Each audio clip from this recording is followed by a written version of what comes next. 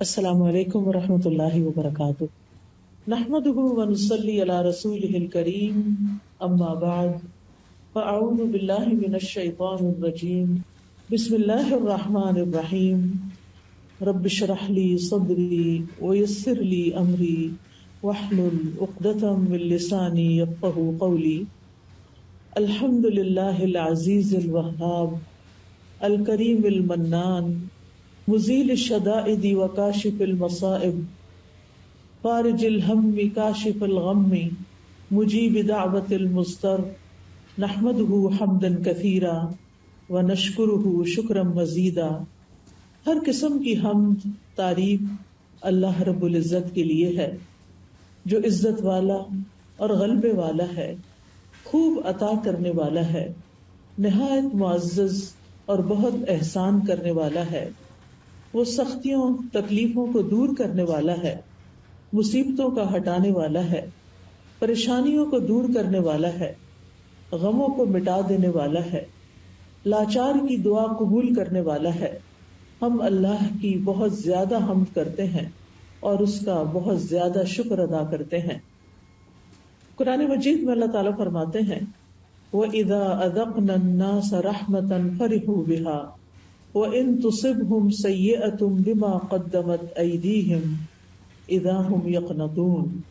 اور جب ہم لوگوں کو اپنی رحمت کا مزہ چکھاتے ہیں تو وہ اس پر خوش ہو جاتے ہیں، اور اگر انہیں کوئی تکلیف پہنچتی ہے جو ان کے اپنے ہاتھوں نے آگے بھیجا ہوتا ہے اس کے سبب، تو یکا یک وہ مایوس ہو جاتے ہیں۔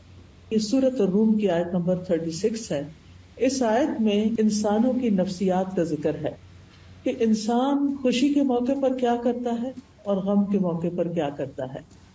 یعنی جب اسے خوشی ملتی ہے تو وہ اترانے لگتا ہے، وہ اللہ کو بھول جاتا ہے، لیکن جب غم آتا ہے اور وہ ان کے اپنے ہی اعمال کی وجہ سے انہیں کوئی تکلیف پہنچتی ہے، مصیبت آتی ہے، تو پھر یکا یک وہ مایوس ہونے لگتے ہیں۔ یعنی بہت کم انسانوں کے اندر ایک اعتدال کا رویہ ہوتا ہے کہ جس میں وہ خوشی اور غم کے موقع پر اپنے آپ کو کمپوز رکھیں، خوشی کے موقع پر اللہ کا شکر ادا کریں اور غم کے موقع پر صبر و شکر سے کام لیں۔ لیکن انسان کا عمومی رویہ یہی ہے کہ انسان خوشی کے موقع پر شکر ادا کرنا بھول جاتا ہے اور اسی طرح تکلیف کے موقع پر صبر کرنا بھول جاتا ہے۔ لیکن مومن کا حال اس کے برعکس ہوتا ہے۔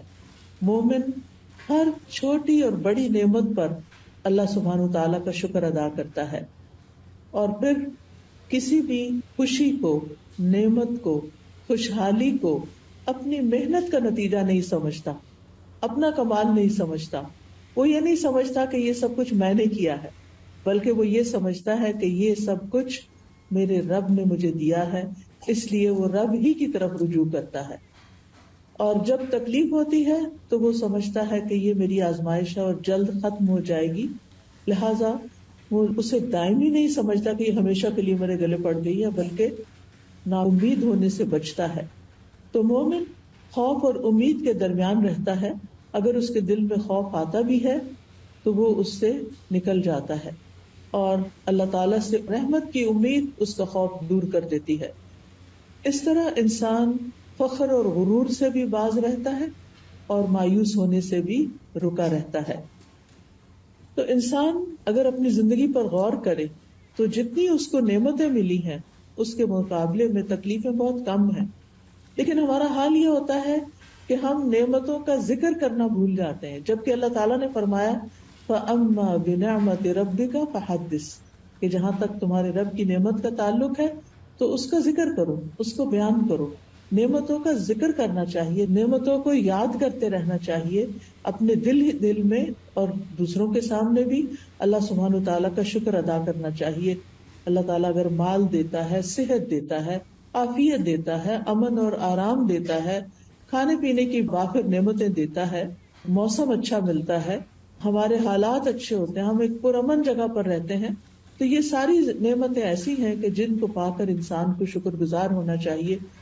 اور اس کے ساتھ یہ کہ انسان ہمیشہ اللہ تعالیٰ کی طرف رجوع کرتا رہے اور اپنا کمال اس کو نہ سمجھے، اور کسی بھی نعمت کے ملنے پر ناشکری سے بچے، کیونکہ انسان کی فطرت میں یہ چیز بھی ہے کہ جب اس کو کوئی ایک چیز مل جاتی ہے تو وہ اس پر قناعت نہیں کرتا، وہ چاہتا ہے اس سے اور آگے ملے اور آگے ملے، لہذا وہ اس کو بھول کر اور کی تلاش میں نکل کھڑا ہوتا ہے، لہذا جو نعمتیں اس کو ملی ہوتی ہیں ان سے بھی پوری طرح فائدہ نہیں اٹھاتا۔ ہم دیکھتے ہیں کہ مومن کی ایک صفت یہ بھی ہے کہ وہ نعمت کی نسبت اللہ تعالیٰ کی طرف کرتا ہے، اس سے اللہ تعالیٰ اس سے راضی ہو جاتا ہے۔ اور دوسری طرف یہ ہے کہ انسان کے اوپر تکلیف کب آتی ہے؟ جب اس کا مال چلا جاتا ہے، جب اس کی اولاد کو کوئی تکلیف پہنچتی ہے، یا اولاد دنیا سے چلی جاتی ہے، یا پھر یہ ہے کہ کوئی آزمائش آ جاتی ہے مال میں، یا قحط پڑ جاتا ہے، یا دنیا کے حالات کچھ خراب ہو جاتے ہیں جیسے کووڈ آ گیا تھا، یا اور اسی طرح کے غم آ جاتے ہیں زندگی میں، تو ایسی صورت میں بندہ مومن مصیبت پہنچنے پر سب سے پہلے اپنا جائزہ لیتا ہے، کیا کہ کہیں میں نے کوئی گناہ تو نہیں کیا تھا، میری کوئی غلطی تو نہیں۔ مثال کے طور پر اگر بچے کی طرف سے کوئی تکلیف آئی ہے، بچہ ستا رہا ہے، بچے کی طرف سے کوئی پریشانی ہے، تو انسان کو فوراً سوچنا چاہیے کہ کہیں میں نے اپنے والدین کو تو کوئی تکلیف نہیں دی تھی، کہیں ایسا تو نہیں کہ میں نے اس کی تربیت میں کوئی کمی کی ہو، کہیں ایسا تو نہیں کہ میں اس کو ٹائم کم دیتی ہوں، کہیں ایسا تو نہیں کہ میں نے اس کو وہ کچھ سکھایا نہیں جو سکھانا چاہیے تھا۔ تو مومن جو ہے وہ فوراً اپنی غلطیوں کی طرف نظر دوڑاتا ہے، صرف اس بات کا شکوہ شکایت نہیں کرتا رہتا کہ بچہ ایسا ہے اور بچہ یہ کرتا ہے اور بچہ وہ کرتا ہے، اور آج کل کے تو بچے ہی ایسے ہیں، اور یہ تو میڈیا نے ان کو خراب کر دیا ہے، اور گیجٹس نے خراب کر دیا ہے، اور گیمز نے خراب کر دیا ہے۔ یہ ساری چیزیں بھی فراہم کرنے والے ہم خود ہی ہوتے ہیں، اور پھر بعض اوقات یہ ہوتا ہے کہ ہم خود اپنے ہاتھوں اپنے بچوں کو ایسی تعلیم دیتے ہیں کہ جس سے وہ نہ اللہ کے رہتے ہیں، نہ دین کے، نہ ایمان کے، اور نہ ماں باپ کے۔ یعنی جو بچے دین کو چھوڑ جاتے ہیں پھر عموماً وہ ماں باپ کو بھی چھوڑ جاتے ہیں، کیونکہ دین ہی ان کو یہ سکھاتا ہے کہ انہوں نے ماں باپ کا حق ادا کرنا ہے۔ قرآن مجید میں کئی مقامات پر اللہ تعالیٰ فرماتے ہیں وَاعْبُدُوا اللَّهَ وَلَا تُشْرِكُوا بِهِ شَيْئًا وَبِالْوَالِدَيْنِ إِحْسَانًا، اللہ کی عبادت کرو، اس کے ساتھ کسی کو شریک نہ ٹھہراؤ، اور والدین کے ساتھ احسان کرو۔ یہ سبق تو قرآن سکھاتا ہے، اسلام سکھاتا ہے، دین سکھاتا ہے، لیکن افسوس یہ کہ ہم نے ان کو دین ہی تو نہیں سکھایا۔ ہم عام طور پر ان کی دنیاوی تعلیم کے لیے تو پریشان ہوتے ہیں، لیکن دینی تعلیم کے لیے خاطر خواہ بندوبست نہیں کرتے۔ ناظرہ قرآن پڑھا لیا، زیادہ سے زیادہ خوش ہو گئے تو حفظ کرانا شروع کر دیا، لیکن دین کی انڈرسٹینڈنگ، دین کی سمجھ بوجھ، اس کے بارے میں ہم کم ہی غور کرتے ہیں۔ اب آپ دیکھیے کہ جن اسکولوں میں وہ جاتے ہیں وہاں تو ہر چیز دین کے الٹ جا رہی ہے، وہاں تو ان کو دین نہیں ملتا۔ مسجد ہم انہیں نہیں لے کر جاتے، وہاں بھی دین نہیں ملتا۔ پھر اس کے بعد آپ دیکھیں کہ گھر پہ ماں بھی دین نہیں سیکھی ہوئی، لہٰذا اس کو ماں بھی نہیں سکھاتی، باپ ہے تو وہ اپنی کمائی میں مصروف ہے، اور اگر زندگی کی دوڑ میں لگے ہوئے ہیں تو باپ کے ساتھ ماں بھی مصروف ہے، تو اس صورت میں بچے دین سے دور ہو جاتے ہیں۔ تو اس میں آپ دیکھیے کہ جب بچے کے پاس کوئی موقع ہی نہیں، اس نے دین سیکھا ہی نہیں، وہ دین والوں سے ملا ہی نہیں، اس نے دین کی خوبصورتی کو جانا ہی نہیں، اور ہم صرف گھر میں اسے حکم دے رہے ہیں نماز پڑھ لو، قرآن پڑھ لو، اور بس یہی دین سمجھتے ہیں ہم، تو نتیجہ کیا ہوتا ہے؟ وہ دین سے تو دور ہوتا ہی ہے، ماں باپ سے بھی دور ہو جاتا ہے، اور پھر خاندان اور رشتے دار اور سبھی کو چھوڑ جاتا ہے۔ اس لیے اگر کوئی ایسی چیز ہو تو ہمیں اس صورت میں اللہ سبحانہ تعالیٰ کی طرف رجوع کرنا چاہیے، اپنے گناہوں کی معافی مانگنی چاہیے۔ It's never too late. بچہ عمر کے کسی بھی حصے میں پہنچ چکا ہے تو آپ اللہ سے مایوس نہ ہوں، آپ خوب رو رو کر دعائیں کریں، اللہ کو پکاریں، اللہ سے مانگیں، اللہ تعالیٰ ضرور اس کو لوٹائے گا۔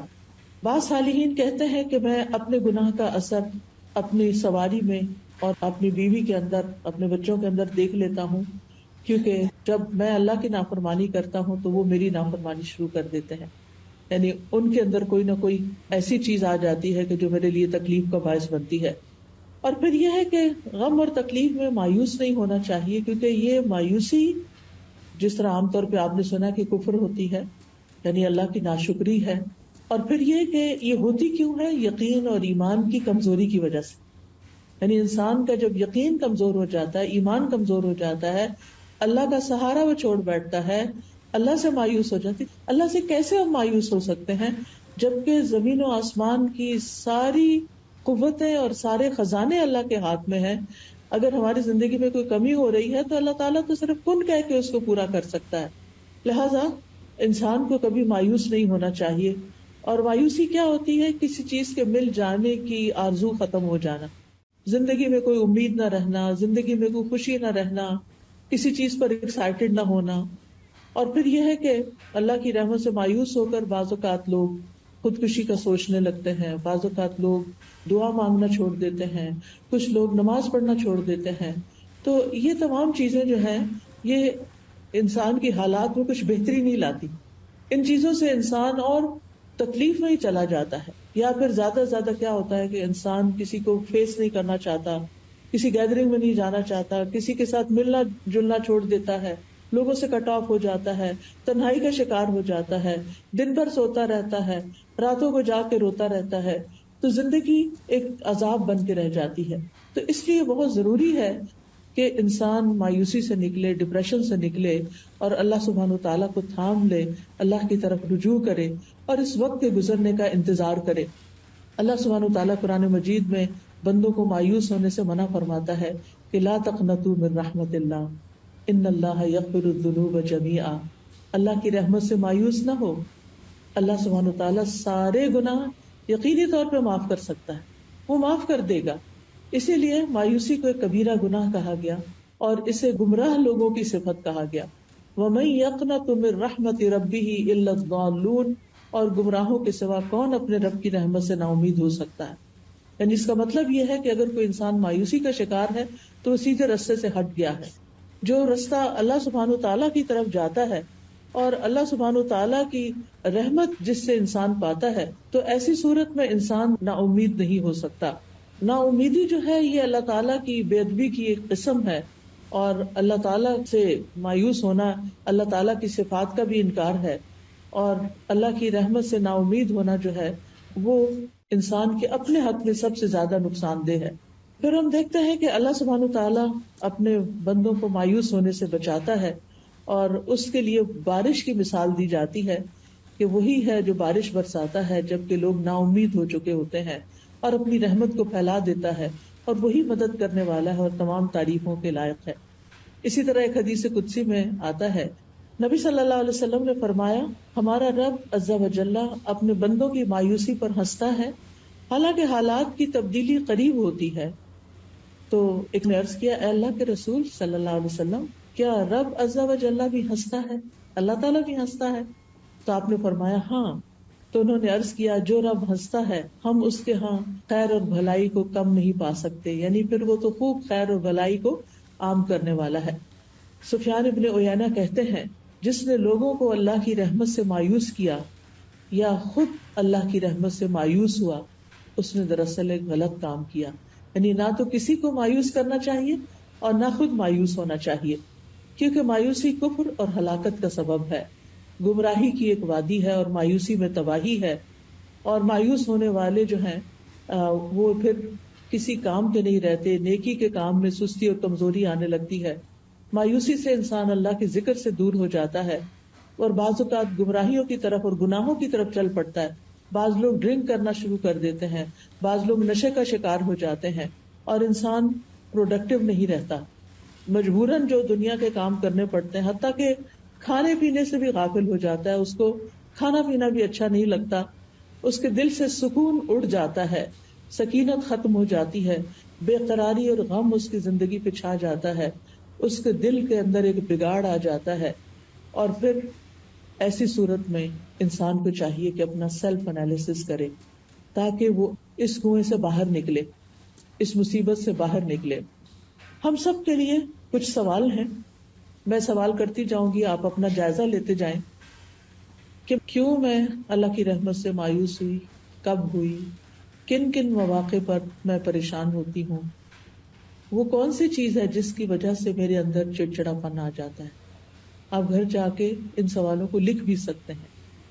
یعنی پہلے تو مرض کو ڈائگنوز کریں کہ وہ کون سی چیز ہے جس کی وجہ سے مجھے بہت غصہ آ جاتا ہے، میں بہت پریشان ہو جاتی ہوں، میں ڈپریشن میں چلی جاتی ہوں، میں مایوسی میں چلی جاتی ہوں. دوسرا سوال یہ کہ پھر میں اس سے نکلنے کے لیے کیا کرتی ہوں، یعنی کیا میں اس میں جب گرتی ہوں تو پھر میں گری رہتی ہوں یا میں باہر آنے کی کوشش کرتی ہوں. اس وقت میری کیفیت کیا ہوتی ہے؟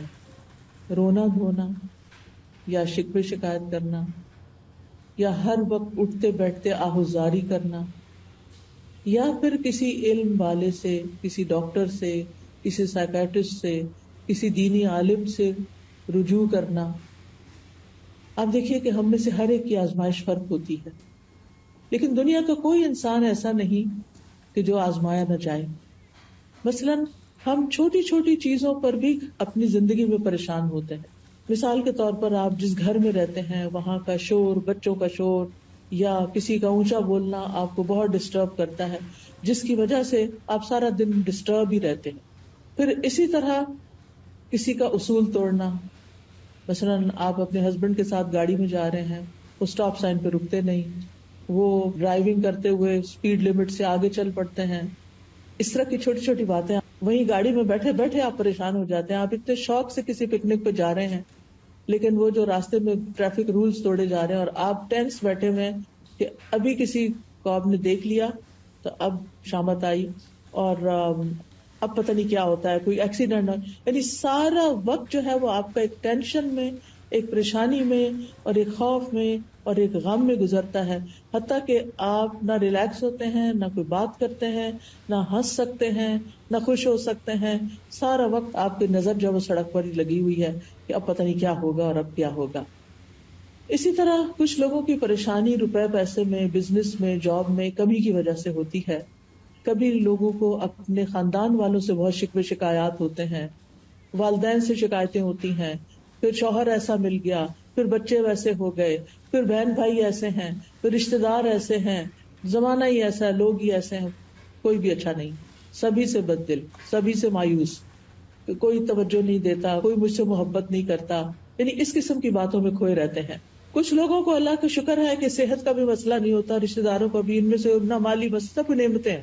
وہ پوری دنیا کو اپنے سر پہ بٹھا دے، کس ملک میں کیا ہو رہا ہے اس کی خبریں سن، اس کی سن. رہتے یہاں ہے، 20 سال سے پاکستان نہیں گئے، لیکن پاکستان کے حالات پہ اتنے دکھی اور اتنے غمگین رہتے ہیں کہ جیسے ان کے اس دکھ اور غم کی وجہ سے سارے حالات ٹھیک ہو جائیں گے. جس محفل میں بیٹھیں گے وہاں پالیٹکس ڈسکس کرنا شروع کر دیں گے اور مستقل ایسا لگتا ہے کہ جیسے وہی سب سے زیادہ ایکسپرٹ ہیں ان ساری چیزوں پہ.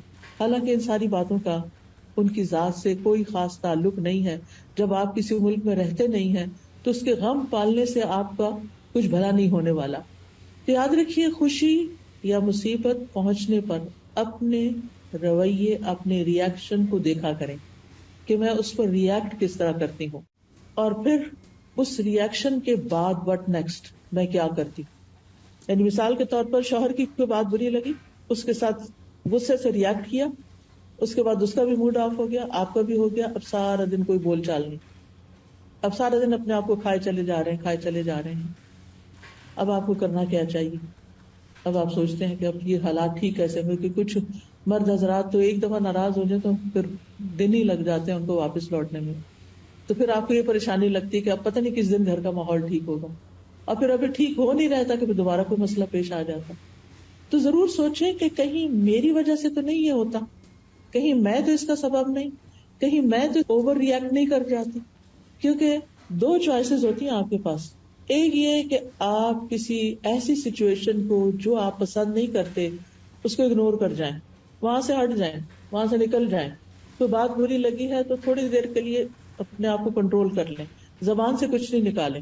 ٹھیک ہے آپ کے چہرے پر تو ضرور آئے گا کہ آپ کو اچھا نہیں لگا، لیکن اگر آپ اپنا منہ زپ کر کے باہر نکل جاتے ہیں تو آپ کے لیے آئندہ آسانی ہو جائے گی. تھوڑی دیر کے بعد وہ دھواں چھٹ جائے گا اور حالات نارمل ہو جائیں گے. لیکن اگر آپ اس وقت وہاں بول پڑتے ہیں اور اونچی آواز سے بول دیتے ہیں اور نیگیٹولی ریئیکٹ کرتے ہیں تو وقتی طور پر تو آپ کا غصہ جو ہے وہ نکل جائے گا، لیکن اس کا خمیازہ لانگ ٹائم تک بھگتنا پڑے گا. اور پھر اگر ایک انسان ریپیٹڈلی ایسی حرکت کرتا ہے تو وہ بدنام بھی ہو جاتا ہے. یہ تو ہے ہی ایسی، اس سے تو یہی توقع رکھنی چاہیے.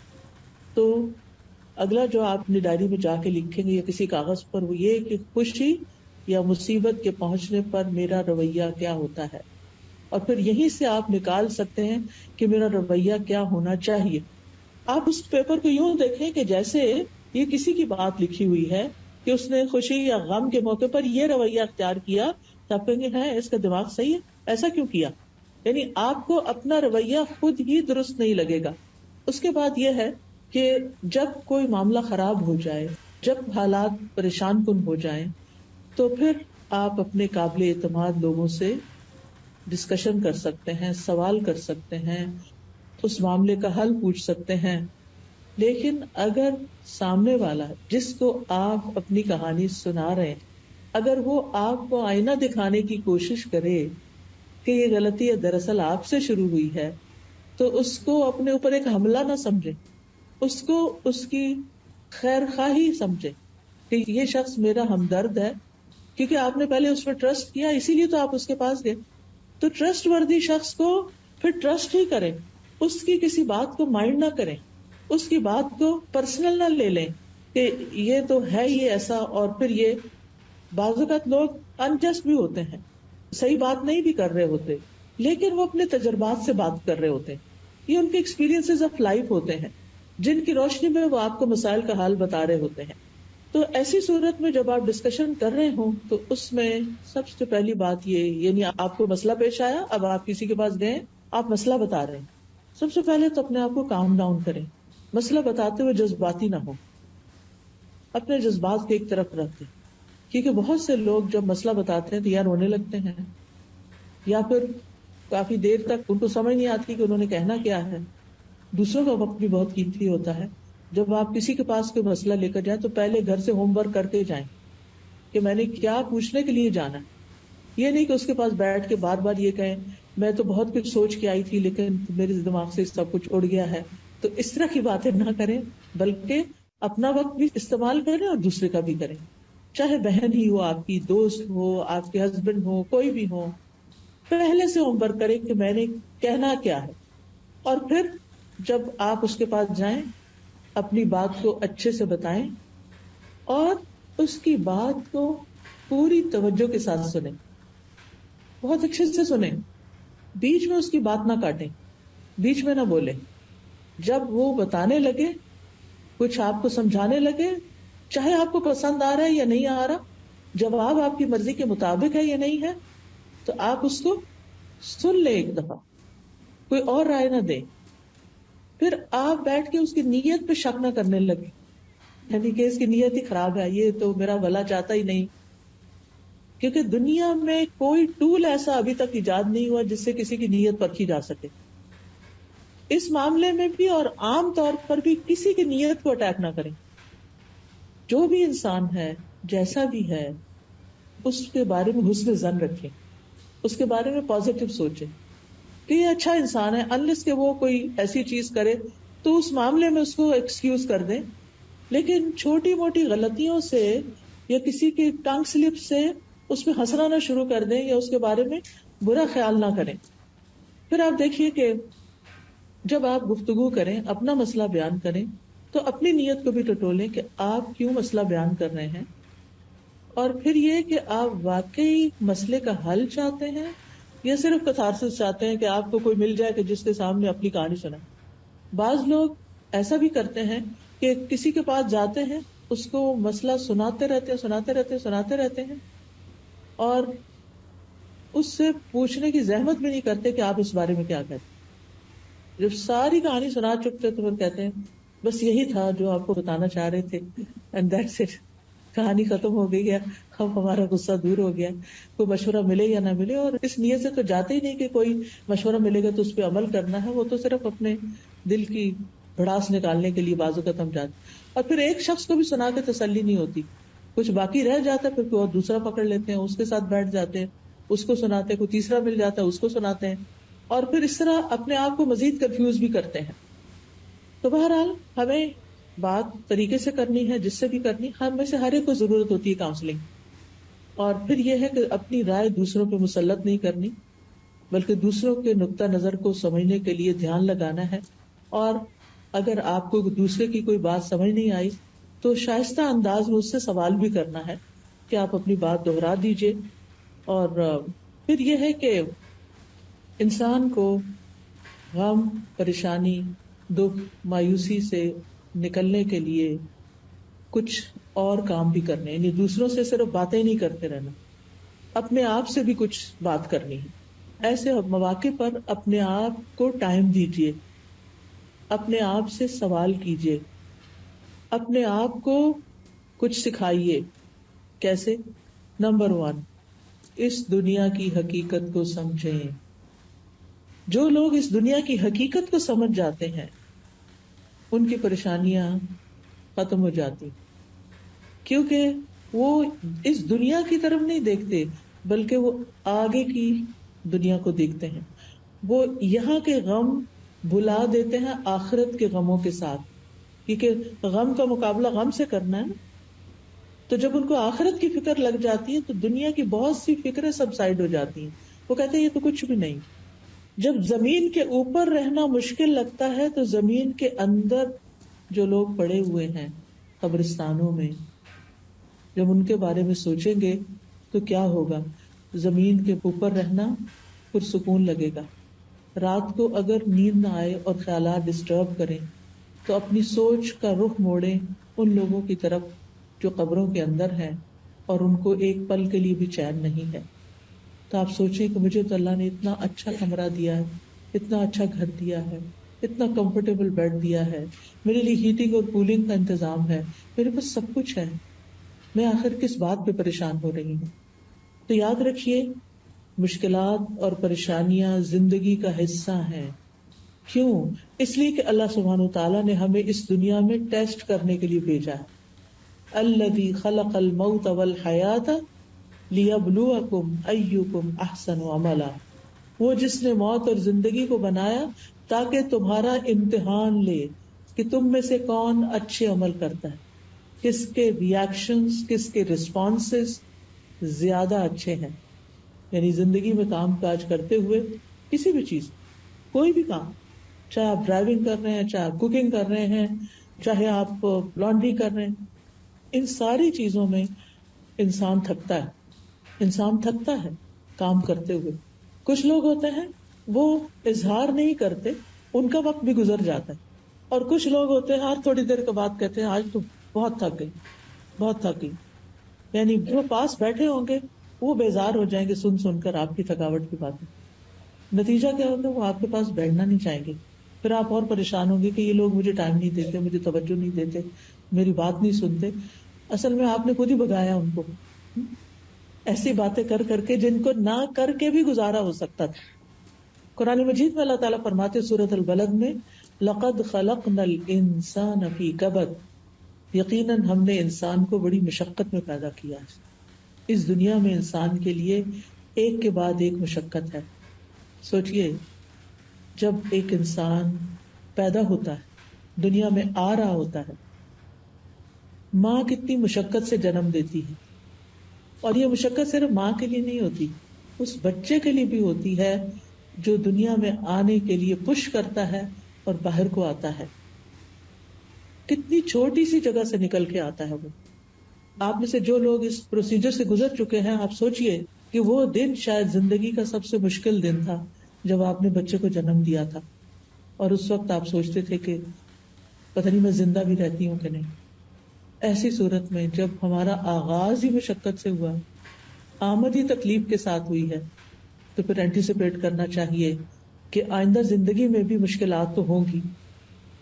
ہمیں اس دن کا درد یاد نہیں، لیکن اگر آپ اپنی مدر سے پوچھیں تو وہ بتائے گی کہ دنیا میں آتے ہی آپ نے رونا شروع کر دیا تھا. کیوں رو رہے تھے بھائی؟ شیطان نے آ کے زور سے تھپڑ مارا. حدیث سے پتا چلتا ہے، میں اپنے پاس سے بات نہیں بتاتی، کہ ابن آدم جب پیدا ہوتا ہے شیطان پہلے سے انتظار میں کھڑا. اپنے رشتہ دار تو باہر کھڑے ہوتے ہیں نا، یعنی جب بچے کی پیدائش ہوتی ہے تو باقی تو ماں باپ یا بہن بھائی باہر کھڑے ہوتے ہیں انتظار میں، شیطان اندر پہنچا ہوا ہوتا ہے. اس لیے جو بچیاں بھی بچوں کو جنم دیتی ہیں وہ اس وقت یا تو قرآن کی تلاوت سنتی رہیں، یا آیت الکرسی لگائیں، یا اللہ کا نام ذکر کریں، خود بھی ذکر کریں اگر ہمت ہے، ورنہ جو آپ کے ساتھ ہیں وہ آپ پر پڑھ کے سنائیں. اب تو الحمدللہ اگر کسی کو نہیں بھی پڑھنا آتا تو اپنے سیل فون پہ آپ قرآن مجید کی سورت کوئی بھی لگا کے، سورت الرحمن لگا دیں، سورت مریم لگا دیں، کوئی بھی سورت لگا دیں، آپ سورت طٰہٰ لگا دیں، آپ اس کو سن سکتے ہیں. سورت البقرہ لگا دیں، سورت البقرہ لگانے سے شیاطین بھاگتے ہیں. تو بہرحال اس وقت شیطان آ کے بچے کو ٹھونکا لگاتا ہے اور پھر انسان روتا ہے. اور آپ نے دیکھا ہوگا کہ جو بچہ روتا نہیں ہے نا، ڈاکٹر اس کو کیا کرتے ہیں؟ رلاتے ہیں، اس کو تھپکاتے ہیں اور رلاتے ہیں. پھر آپ دیکھیے کہ آپ کو بھوک لگی تھی، آپ کو ماں کے سینے سے لگایا گیا، ماں کو تکلیف ہوتی؟ پہلے بچے کی دفعہ خاص طور پہ، اور ہر بچے کی دفعہ جب وہ دودھ پلانا شروع کرتی ہے تو اس کو تکلیف ہوتی ہے. بچے کو مشکل ہوتی ہے نا، کتنی مشکل ہو. اس کو سک کرنا نہیں آ رہا ہوتا، وہ منہ میں رکھ کے سو جاتا ہے. اس کو ماں ہر وقت جگاتی ہے، اٹھو دودھ پیو. کیونکہ جو بچے نہیں دودھ پیتے اس وقت، یا ان کو غذائیت پوری نہیں ملتی، تو کیا ہوتا ہے؟ واپس ہاسپٹل لے جانا پڑتا ہے. کتنی مشقتوں سے بچہ صحیح طور پر کئی دن میں دودھ پینے کے قابل ہوتا ہے، اور ماں کی تکلیف دور ہوتی ہے کہ وہ بچے کو پلا سکے. پھر آپ دیکھیے کہ آپ کھانا شروع کرتے ہیں. جب آپ پہلی دفعہ کھانا کھاتے ہیں یا پہلی دفعہ مرچیں کھاتے ہیں، یعنی دیسی بچے جو ہیں ان کے ماں باپ کو لازم ہوتا ہے کہ وہ بچوں کو بچپن میں مرچ کھلائیں تاکہ بڑے ہو کے کھا سکے. تو آپ دیکھیے کہ کتنا مشکل ہوتی، بار بار پانی پی رہے ہوتے ہیں. مجھے اچھی طرح یاد ہے کہ جب میں چھوٹی تھی تو کھانے کے ساتھ گلاس، ہر نوالے کے بعد پانی، ہر نوالے کے بعد پانی. کتنا نقصان دہ ہے، لیکن مرچیں برداشت نہیں ہوتی. بہرحال پھر آپ دیکھیے کہ بولنا شروع کرتے ہیں، مشکل ہوتی، کتنی مشکل ہوتی ہے. بچے کو کتنی دفعہ ایک لفظ سنانا پڑتا ہے، بار بار بار بار، پھر وہ سیکھتا ہے. پھر آپ دیکھیں کہ الفاظ جوڑتے ہیں، پھر جملے بناتے ہیں، پھر پیراگراف بنتے ہیں. لکھنا شروع کرتے ہیں، مشکل ہوتی. کوئی کٹنگ آرٹ اینڈ کرافٹ کرتے ہیں، مشکل ہوتی ہے. پھر آپ بچے کو بٹھاتے ہیں، کتنی دفعہ پٹکتا، نیچے سر اس کا لگتا ہے جا کے گر جاتا ہے. کبھی اس کو سہارے دے دے کے بٹھاتے ہیں، کبھی کہیں بٹھاتے ہیں. پھر کرال کرنے میں مشکل ہوتی. پھر آپ دیکھیے کہ چلنے میں تو اور مشکل ہے، ہر چند قدم کے بعد بچہ گرتا ہے. جب دوڑنے لگتا ہے تو ٹکراتا ہے چیزوں سے جا جا کے. بچپن کی مشقتیں ہمیں یاد نہیں ہوتی، وہ تو ہماری ماں برداشت کرتی ہے نا ساری کچھ، جس کو پھر ہم بڑے ہو کے بھول جاتے ہیں اور اس کی چھوٹی چھوٹی باتوں کو مائنڈ کرتے ہیں. پھر اسکول جانے میں مشکل ہوتی. بچے کتنا روتے ہیں، کتنا تنگ کرتے ہیں. صبح اٹھانے میں، جتنے دن اسکول جاتے ہیں بچے، صبح کے وہ گھر میں ایک ہنگامہ ہوتا ہے، اور بچوں کو چھوڑ کے آنا، لے کے آنا. پھر انسان سوچتا ہے کہ اب ہائی اسکول تک پہنچ گیا. ہائی اسکول بڑا مشکل ہے. پھر ہائی اسکول کی گریجویشن ہو گئی، شکر ہے ایک کام ختم ہوا. سمجھتے ہیں کہ شاید مشکل یہاں ختم ہو گئی. پھر کیا ہوتا ہے؟ یونیورسٹی ہے، یونیورسٹی ختم ہو گئی. یونیورسٹی کے جتنے بھی سال ہیں مشقتوں میں گزارے، بڑی بڑی کتابیں پڑھتے، اسائنمنٹس کرتے اور پروجیکٹس بناتے. پھر کیا ہوا؟ پھر اب اس کے بعد جاب چاہیے. ڈگری پہ ڈگری لے چکے ہیں، جاب نہیں مل رہی. مشقت پہ مشقت، خدا خدا کر کے جاب ملی. اب شادی کرنا ہے، ایک رشتہ دیکھ رہے ہیں، دوسرا دیکھ رہے ہیں، تیسرا دیکھتے ہیں، رشتہ پسند نہیں آ رہا، شادی کو تاخیر ہو رہی. پھر ایک اور مشقت، شادی ہو گئی، اب سب کی نظریں لگی ہوئی ہیں بچہ کب ہوتا ہے. ایک اور مشقت، کس کس کے سوالوں کا جواب دوں، کس کس کا جواب دیں. یعنی ینگ گرلس کے اوپر مجھے رحم آتا ہے کہ جن کو ہر آنٹی پوچھنے کھڑی ہو جاتی ہیں کوئی خوشخبری. بھائی جب کوئی آئے گی تو آپ کو بھی پتا چل جائے گا کہ آپ نے دعائیں کرنی ہیں، آپ دعائیں کریں. اور پھر خاص طور پر جن عورتوں کو کمپلیکیشنز ہو جاتی ہیں، ایک سے زیادہ بچہ پیدا نہیں کر سکتی. میری ایک بہت ہی سمجھدار اسٹوڈنٹ تھی اور لکھتی تھی اخباروں میں اور بہت قابل. ان کا ایک بچے کے بعد دوبارہ کہ کوئی کمپلیکیشن ہوگی، بچہ پیدا نہیں ہو سکتا. اور وہ اس بات سے اتنی فرسٹریٹ ہوتی تھی کہ ہر دوسرا بندہ اس سے پوچھ رہا ہوتا تھا کہ تم اور بچے کیوں نہیں پیدا کر رہے، کیوں نہیں تمہارے بچے ہوتے، کیوں نہیں ہوتے. یہ اللہ کی مرضی. جتنے بچے دنیا میں آنے نا اتنے ہی آنے ہیں، آپ زیادہ نہیں کر سکتے باتیں کر کر کے. اور پھر ججمنٹل ہو جاتے ہیں ہم کہ یہ تو پیدا کرنا ہی نہیں چاہتی، یہ تو بہت آزاد خیال ہے، اور یہ تو بس چائلڈ لیس زندگی گزارنا چاہتی. اپنے پاس سے باتیں، لیکن آپ کو کہاں سے پتا چل گیا؟ آپ نے اس سے جا کے کوئی انٹرویو کر کے آئے کہ وہ کیا چاہتے ہیں اور کیا نہیں. اور اگر بفرض محال وہ چاہتی بھی ہے تو وہ تو اس کی چوائس ہے نا. پھر آپ کو غیبت کرنے سے کیا ملے گا؟ آپ کو باتیں بنانے سے کیا حاصل ہوگا؟ بہرحال شادی ہو جاتی ہے کہ مشکلات ختم ہو گئی. شادی کے بعد کیا ہوتا ہے؟ کچھ دن تو اچھے گزرتے ہیں، پھر وہاں بھی مشکلات شروع ہو جاتی ہیں، انڈرسٹینڈنگ کی مشکلات ہو جاتی ہیں. آپ دیکھیے کہ طلاق کی شرح شادی کی شرح سے زیادہ ہے اس وقت. اتنی شادیاں نہیں ہوتی جتنی طلاقیں ہو رہی. ایک دفعہ طلاق، دو دفعہ طلاق، تیسری دفعہ طلاق. دوبارہ شادی کرنا چاہتے ہیں، سیٹل ہونا چاہتا ہوں، پرسکون ہونا چاہتا ہوں، کیونکہ ہم سمجھتے ہیں شادی ہوگی، سیٹل ہو گئے، پرسکون ہو گئے، بات ختم. شادی ہوگی، اب آپ دیکھیں اس کے بعد کیا؟ اب گھر چاہیے، اب گھر بنانے کے لیے پیسے چاہیے، اب اس کے لیے ایک اور مشقت شروع ہو گئی. ایک جاب سے کافی نہیں ہوتا، 2 جاب چاہیے، 3 جاب چاہیے. بیوی کو بھی کام کرنا ہے، سب کو مل کے کرنا ہے. مشکلات ختم تو نہیں ہوئی. گھر بن گیا، آپ دیکھیے کہ گھر بھی بن جاتا ہے، ہر چیز ہے، فرنیچر بھی ہے، کھانے بھی ہیں، سب، زندگی اچھی ہو گئی، زیادہ اچھی جاب مل گئی، ریل پیل ہو گئی ہر چیز کی. اب بچے بڑے ہو گئے ہیں، اب کیا مشکل ختم ہو گئی؟ مشکل ختم نہیں، مشکل نہیں ختم. پھر کیا ہے؟ بچوں کے مسائل، پھر ان کی شادیاں، پھر ان کے بچوں کے مسائل. چلے یہ تو زندگی ایسے گزری. کہنے کا یہ اتنی لمبی کہانی سب آپ کو پتا ہے. یاد دہانی کرانے کا مطلب یہ ہے کہ لقد خلقنا الانسان فی کبد، انسان مشقتوں میں پیدا ہوا. اس لیے زندگی کو پھولوں کی سیج نہ سمجھیں. زندگی میں صرف خوشیاں مت تلاش کریں، اپنے آپ کو اسٹرانگ کریں تاکہ آپ مسائل سے نبٹ سکیں، آپ مشکلات کو فیس کر سکیں، آپ ان کا سولوشن سوچ سکیں، آپ خود بھی کھڑے ہو سکیں، دوسروں کو بھی کھڑا کر سکیں، اپنے غم بھی دور کر سکیں اور دوسروں کے بھی کام آ سکیں. کیونکہ ایمان ہی ایسی چیز ہے کہ جس کے ساتھ انسان مضبوط ہو سکتا ہے. اللہ کی ذات پہ بھروسہ اور توکل ہی ایسی چیز ہے کہ جس کے سہارے انسان ان مشکلات کو ڈیل کر سکتا ہے، نبٹ سکتا ہے، اور ان کو مشکلات نہیں سمجھتا بلکہ اپنی روٹین کے کاموں کو اور اپنی زندگی کی گاڑی کو چلائے رکھتا ہے. اب آپ دیکھیے یہ زندگی مشکل ہے، لیکن کیا موت کا دن مشکل نہیں؟ اگر موت کی مشکلات جاننا چاہتے ہیں تو پیلیٹیو کیئر کے ڈپارٹمنٹ میں کچھ دن والنٹیئر کیجیے، اور پھر دیکھیے کہ جب لوگوں کی جان نکلتی ہے، جب وہ جاتے ہیں تو کتنے کتنے دن بعض اوقات نزع کے عالم میں رہتے ہیں، اور پھر احادیث سے ان کی ڈیٹیل معلوم کریں کہ موت کی سختیاں کیا چیز ہیں. نبی صلی اللہ علیہ وسلم اپنے آخری وقت میں بار بار ان پہ غنودگی طاری ہو جاتی تھی، پانی کا پیالہ رکھا ہوا تھا جس میں ہاتھ ڈال کے اپنے چہرے پہ پانی لگاتے تھے اور فرماتے تھے ان للموت سکرات، موت کی سختیاں ہیں. اور دعا بھی مانگنی چاہیے کہ اللہ تعالیٰ ہمارے لیے وہ آسان کر دیں. روح کا نکلنا کوئی آسان دن نہیں، مشکل مرحلہ ہے. روح جسم سے 4 سٹیجز میں نکلتی ہے. سب سے پہلے تو روح جسم میں اکٹھی ہوتی ہے ایک جگہ، پاؤں کی انگلیوں سے شروع ہو کے، ہاتھوں کی انگلیوں سے شروع ہو کے. اسی لیے آپ دیکھیں کہ جو لوگ فوت ہو رہے ہوتے ہیں نا، اگر آپ ان کے ہاتھوں کو ہاتھ لگائیں بالکل ٹھنڈے برف ہو چکے ہوتے. پھر آپ دیکھیں کہ ساری جگہ سے اکٹھی ہو کے ایک جگہ پر آتی ہے جس کے بارے میں اللہ تعالیٰ فرماتے ہیں کلا اذا بلغت التراقی، ہرگز نہیں، جب جان حلق تک پہنچ جائے گی، یہاں تک آ جاتی، کالر بون تک، ہنسلی کے پاس آ جاتی ہے، تو یہاں پر پھر شدید درد ہوتا ہے اور یہ دردناک لمحہ ہوتا ہے. وہ بلغت القلوب الحناجر، یوں لگتا ہے دل منہ سے باہر نکل آئے گا. پھر روح نکلنے کا مرحلہ ہوتا ہے والنازعات غرقا، ان فرشتوں کی قسم جو جسم کے اندر گھس کے روح کو نکال کے لے جاتے ہیں.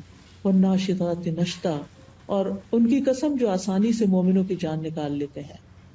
یعنی کافر کی جان نکالنا زیادہ مشکل ہوتی ہے بنسبت مومن کی، کیونکہ اس کی روح باہر نکلنا نہیں چاہتی.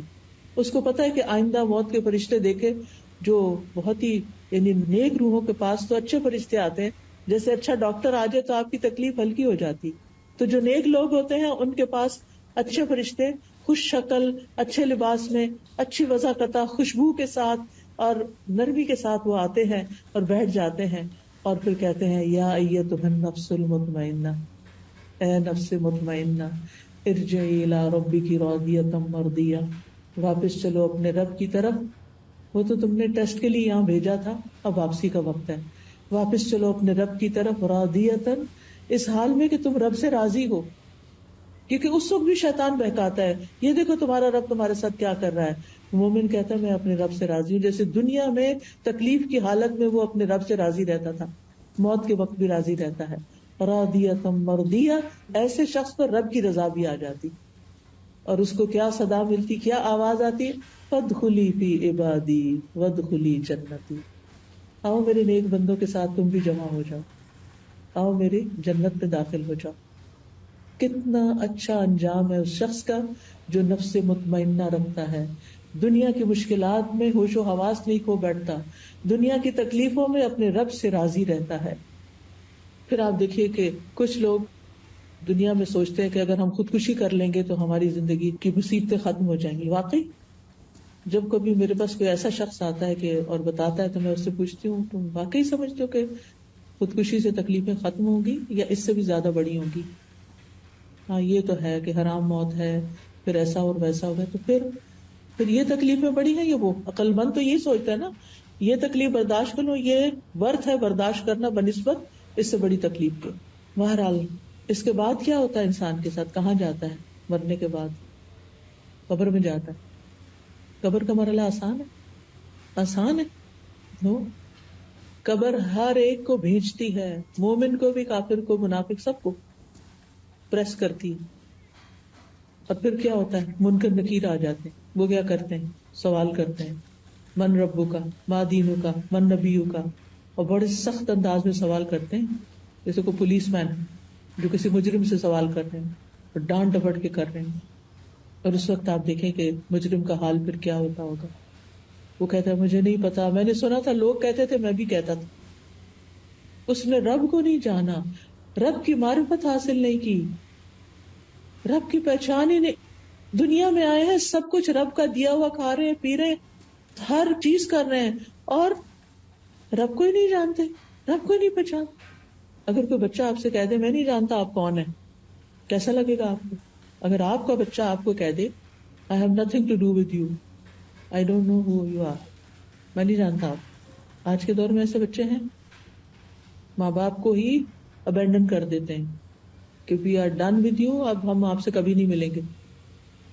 کل ہی مجھے کسی نے بتایا، اور ایسے ماں باپ کا حال دیکھنے والا ہوتا ہے کہ جو اپنی ساری محنت کر کے، کما کما کے، تھک تھک کے ان کی یونیورسٹی کی فیس بھرتے ہیں اور ان کے زندگی کی ہر خواہش پوری کرتے ہیں، دور کی یونیورسٹیوں میں جا رہے ہیں تو آسانی کے لیے اپارٹمنٹ رینٹ پہ لے کے دیتے ہیں، اور معلوم نہیں کیا کیا کام کر رہے ہوتے ہیں۔ اور پھر جب بچے پڑھ جاتے ہیں، اپنی جاب کرنے لگے، انڈیپینڈنٹ ہو جاتے، پھر کہتے ہیں ہو آر یو، ہم نہیں جانتے آپ کو، ہم نے تو نہیں کہا تھا آپ ہمارے ساتھ یہ کریں۔ اللہ تعالیٰ ایسے برے وقت سے سب کو بچائے اور سب کے بچوں کو نیک بنائے، لیکن یہ کہ یہ بھی ایک آزمائش ہوتی ہے۔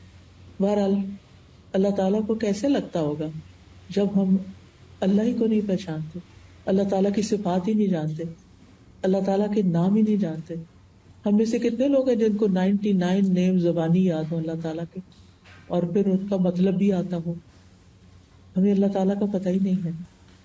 وہ ہمارا رب ہے، وہ رب کون ہوتا ہے؟ زندگی میں مایوسی آتی ہی اس وقت ہے جب انسان رب کو نہیں پہچانتا، اور جو رب پہ توکل کرتا ہے، رب پہ بھروسہ کرتا ہے، رب کو جانتا ہے، تو وہ کبھی رب سے مایوس نہیں ہوتا۔ جیسے اس صحابی نے کہا نا، رب ہنستا ہے، پتہ چل گیا رب ہنستا ہے، اچھا وہ ہنستا ہے تو پھر ہمیں کوئی پریشانی نہیں، اس سے ہمیں خیر ہی کی توقع ہے۔ پھر آپ دیکھیے قبر کے بعد کیا ہوگا۔ قبر کے فرشتے تو آ چکے، وہ کوئی عبایا میں نہیں آئیں گے، وہ کسی اچھے خوبصورت لباس میں نہیں آئیں گے، ان کی آنکھوں کا رنگ نیلا اور جسم کا شاید کالا اور بہت بھیانک شکل، اور وہ زمین کو یوں کھودتے ہوئے اندر آ جائیں گے قبر کے اندر۔ کوئی بھی ساتھ نہیں ہوگا، کوئی غمخوار، کوئی سوائے اپنے اعمال کے۔ جب سر کی طرف سے کوئی چیز آئے گی تو قرآن آ جائے گا، جب دائیں طرف سے نماز آ جائے گی، پاؤں کی طرف سے نیک اعمال، لوگوں کی خدمتیں جو بھاگ بھاگ کے کی ہوں گی، وہ سارے آ کے مومن کو سراؤنڈ کر لیں گے اور اسے کوئی تکلیف نہیں پہنچنے دیں گے۔ لیکن ہم نے کتنی ایسی تیاری کر کے رکھی ہوئی ہے کہ یہ میری قبر کے لیے ہے سب کچھ۔ ہمیں اپنے بیڈ روم کی تو بہت فکر ہوتی ہے کہ اب ہمیں فرنیچر تبدیل کر لینا چاہیے، میٹرس اس سے اچھا والا آ گیا، اب وہ لے لیتے ہیں، کرٹن چینج کر لیتے ہیں، فلاں چیز، فلورنگ بدل لیتے ہیں، کیا سے کیا نہیں کرتے رہتے۔